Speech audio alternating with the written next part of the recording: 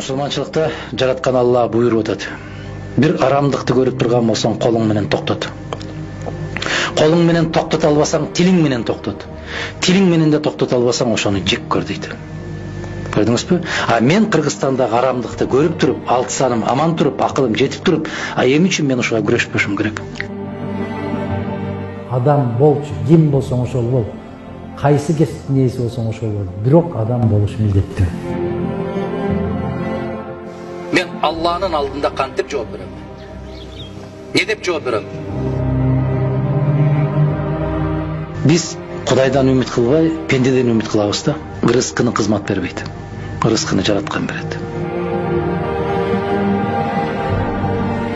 Алхамдулилlah, барыбыз мусулманбыз. Жараткан бул ааламда кыргыз кылып, мусулман кылып жаратып койгон үчүн чексиз бактылуубуз биз бардыгыбыз.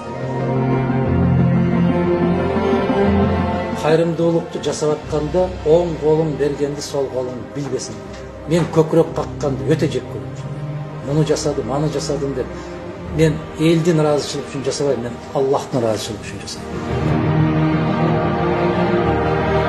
Столуң да жерге кирсин, бийлигиң да, байлыгың да жерге кирсин.